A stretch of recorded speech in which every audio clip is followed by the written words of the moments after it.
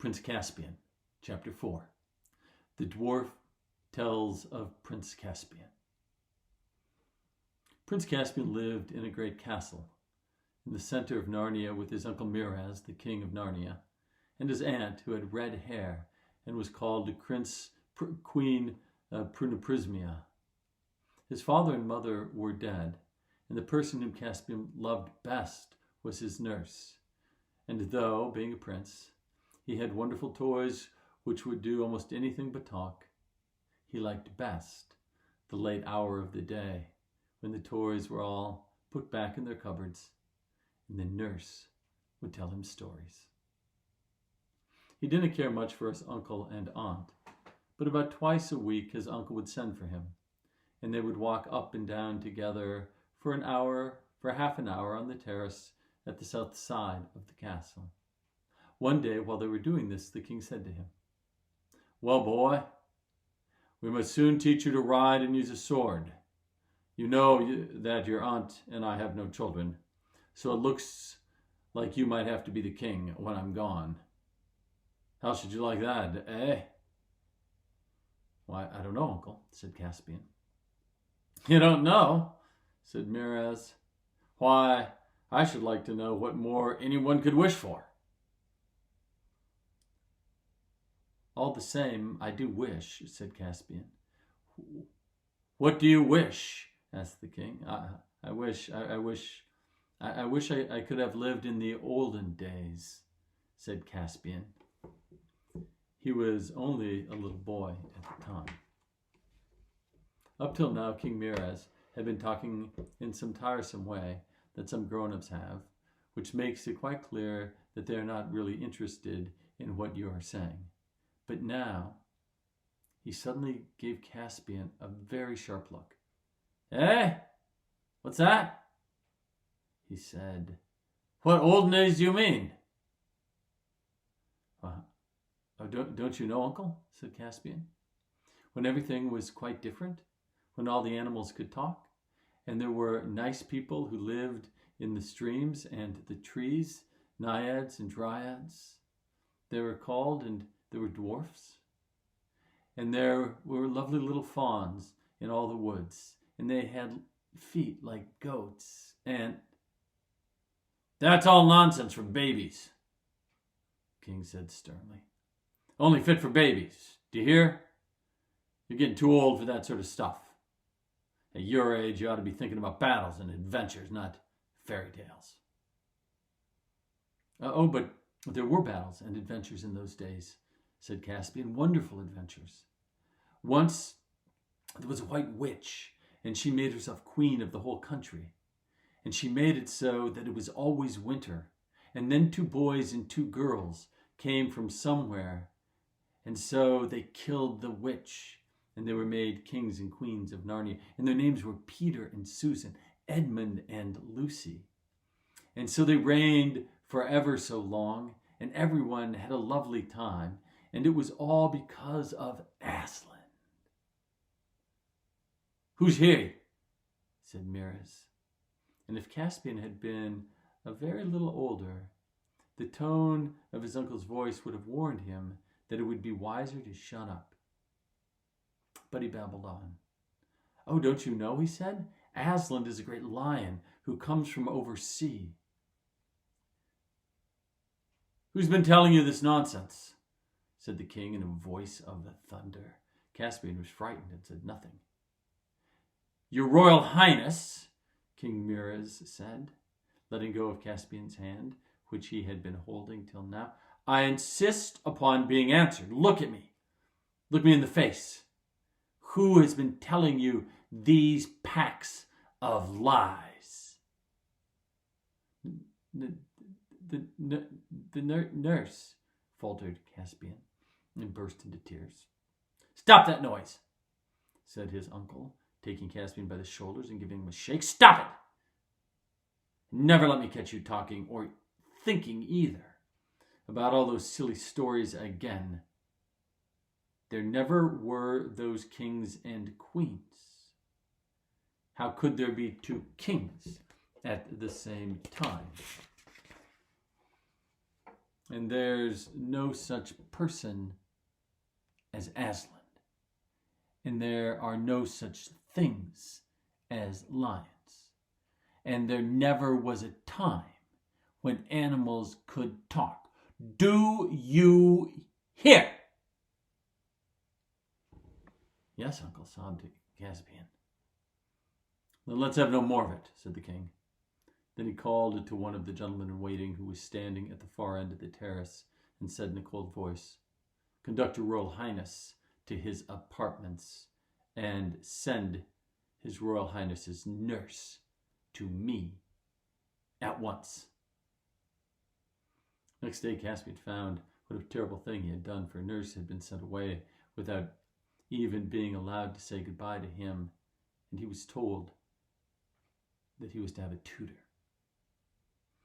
Caspian missed his nurse very much and shed many tears, and because he was so miserable, he thought about the old stories of Narnia far more than before.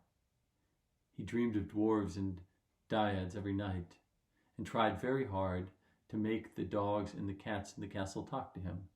But the dogs only wagged their tails and the cats only purred.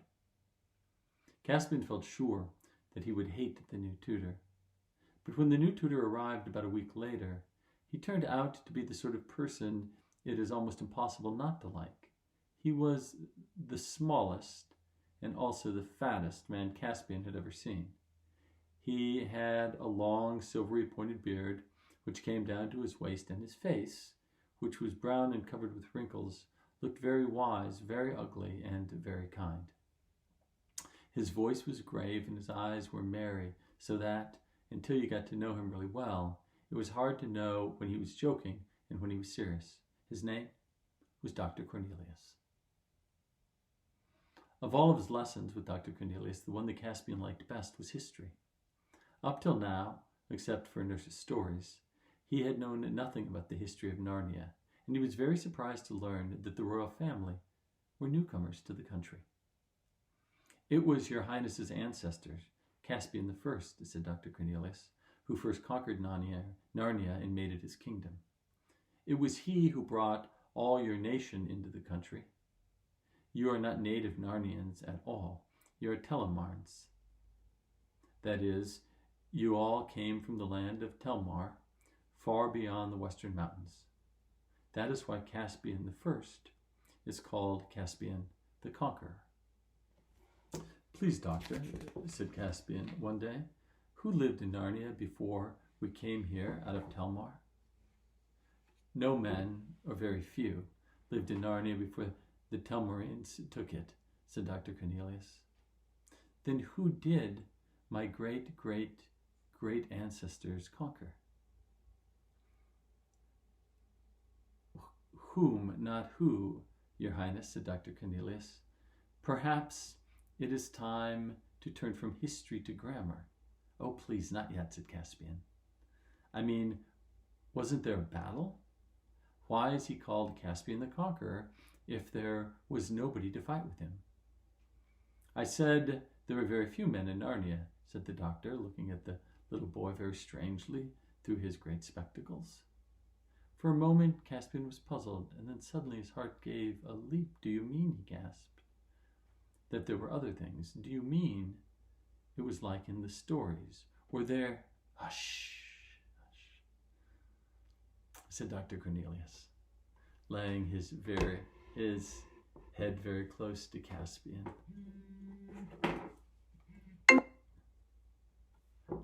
"Not a word more. Don't you know your nurse was sent away for telling you of old Narnia? The king doesn't like it. If he found out me telling you secrets, you'd be whipped, and I should have my head cut off." "But why?" asked Caspian. "It is high time we turn to grammar now," said Dr. Cornelius in a loud voice. "Will your Royal Highness please open to Polveraine's Sitka in the 4th chapter of the grammatical garden of the Arbor of Accident, pleasure tiles opened to the tender wits?" After that, it was all nouns and verbs till lunchtime. But I don't think Caspian learned much. He was too excited. He felt sure that Dr. Cornelius would not have said so much unless he meant to tell him more, sooner or later. In this, he was not disappointed. A few days later, his tutor said, "Tonight I'm going to give you a lesson in astronomy." At dead of night, two noble planets, Tarva and Alabil, will pass within 1 degree of each other. Such a conjunction has not occurred for 200 years, and your Highness will not live to see it again. It will be best if you go to bed a little earlier than usual. When the time of the conjunction draws near, I will come and wake you. This didn't seem to have anything to do with old Narnia, which was what Caspian really wanted to hear about, but getting up in the middle of the night is always interesting, and he was moderately pleased. When he went to bed that night, he thought at first that he would not be able to sleep, but he soon drifted off, and it seemed only a few minutes before he felt someone gently shaking him. He sat up in his bed and saw that the room was full of moonlight. Dr. Cornelius, muffled in a hooded robe and holding a small lamp in his hand, stood at the bedside. Caspian remembered at once that what they were going to do. He got up and put on some clothes. Although it was a summer night, he felt colder than he had expected, and he was quite glad when the doctor wrapped him in a robe like his own and gave him a pair of warm, soft buckins for his feet. A moment later, both muffled so that they could hardly be seen in the dark corridors, and both shod so that they made almost no noise, master and pupil left the room. Caspian followed the doctor through the passages and up several staircases, and at last through a little door in a turret. They came out upon the leads. On one side were the battlements, on the other a steep roof. Below them, all shadowy and shimmery, the castle garden, and above them stars and moon. Presently they came to another door, which led into a great central tower of the whole castle. Dr. Cornelius unlocked it, and they began to climb the dark, winding stairs of the tower. Caspian was excited. He had never been allowed up this stair before. It was long and steep, but when they came out on the roof of the tower and Caspian had caught his breath, he felt that it had been well worth it. Away on his right he could see rather indistinctly the western mountains. On his left was the gleam of the great river, and everything was so quiet that he could hear the sound of the waterfall at Beaver's Dam a mile away. There was no difficulty in picking out the two stars they had come to see. They hung rather low in the southern sky, almost as bright as two little moons, and very close together. "Are they going to have a collision?" he asked in an awestruck voice. "Nay, dear prince," said the doctor, who spoke in a low whisper. "The great lords of the upper sky know the steps of the dance too well for that. Look well upon them. Their meeting is fortunate and means some great good for the sad realm of Narnia. Tarvan, the Lord of Victory, salutes Alabil, the Lady of Peace. They are just coming to their nearest." "It's a pity that trees get in the way," said Caspian. "We'd really better see them from the western tower, though it is not so high." Dr. Cornelius said nothing for about 2 minutes, but stood still with his eyes fixed on Tarva and Alabil. Then he drew a deep breath and he turned to Caspian. "There," he said, "you have seen what no man now alive has seen, nor will see again. And you are right. We should have seen it even better from the smaller tower. I brought you here for another reason." Caspian looked up at him, but the doctor's hood concealed most of his face. The virtue of this tower, said Dr. Cornelius, is that we have 6 empty rooms beneath us and a long stair, and the door at the bottom of the stair is locked. We cannot be overheard. Are you going to tell me what you wouldn't tell me the other day? Said Caspian. I am, said the doctor, but remember, you and I must never talk about these things except here, on the very top of the great tower. No, that's a promise, said Caspian. But do go on, please. Listen, said the doctor. All you have heard about old Narnia is true. It is not the land of men.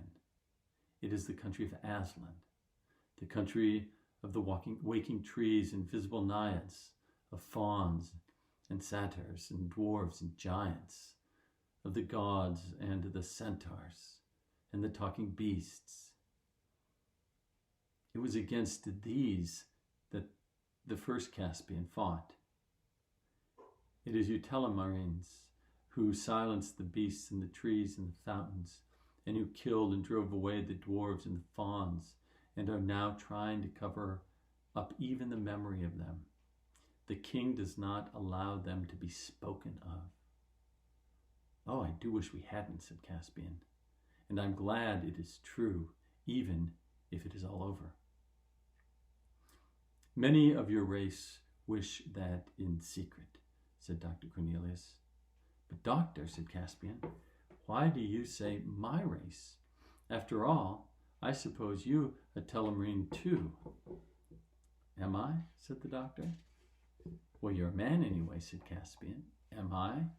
Repeated the doctor in a deeper voice, at the same moment throwing back his hood so the Caspian could see his face clearly in the moonlight.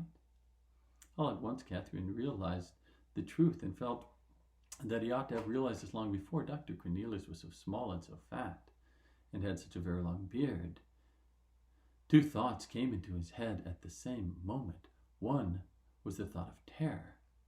He's not a real man, not a man at all. He's a dwarf, and he brought me up here to kill me. And the other was sheer delight. There are real dwarves still, and I've seen one at last.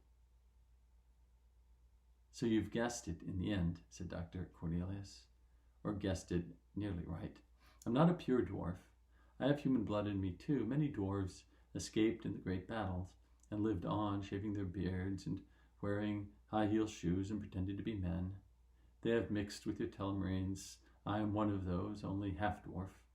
And if any of my kindred, the true dwarves, were still alive anywhere in the world, doubtless they would despise me and call me a traitor. But never in all these years have we forgotten our own people and all the other happy creatures of Narnia and the long-lost days of freedom. I'm sorry, doctor, said Cornelius. It wasn't my fault, you know. I'm not saying these things to blame you, dear prince, answered the doctor. You may well ask why I say them at all. But I have 2 reasons.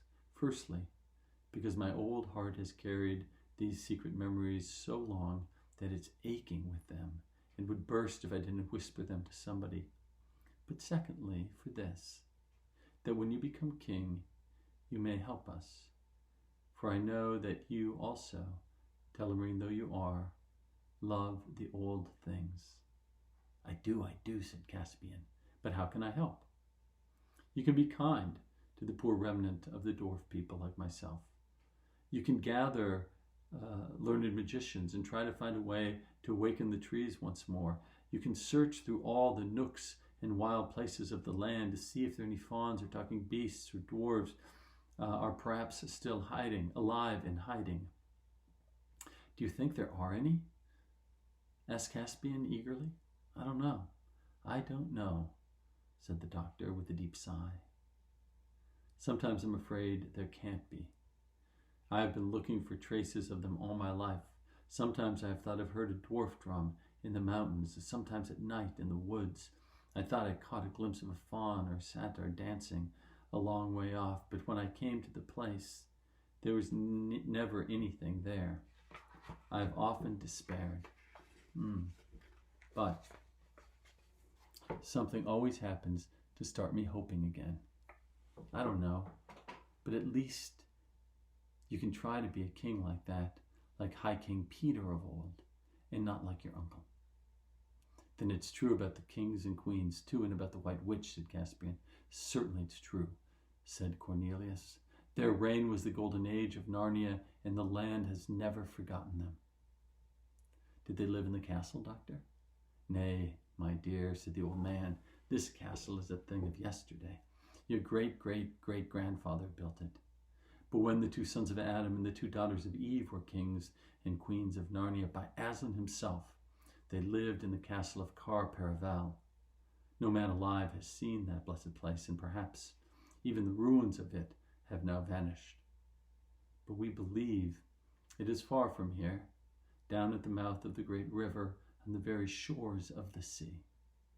Ugh, said Caspian with a shudder. Do you mean in the Black Woods, where all of the, all of the ghosts live? Your Highness speaks as you have been taught, said the doctor. But it is all lies. There are no ghosts there. That's a story invented by the Telmarines. Your kings are in deadly fear of the sea because they can never quite forget that in all the stories Aslan comes from over the sea. They don't want to go near it, and they don't want anyone else to go near it. So they have let great woods grow up to cut their people off from the coast. But because they have quarreled with the trees, they are afraid of the woods. And because they are afraid of the woods, they imagine that they are full of ghosts. And the kings and great men, hating both the sea and the woods, partly believe these stories and partly encourage them. They feel safer if no one in Narnia dares to go down to the coast and look out to the sea, towards Aslan's land, in the morning in the eastern end of the world. There was deep silence between them for a few minutes. Then Dr. Cornelius had come. We've been here long enough. It's time to go down and go to bed. Must we? Said Caspian. I'd like to go on talking about these things for hours and hours and hours. Someone might be looking for us if we did that, said Dr. Cornelius. Here ends chapter 4.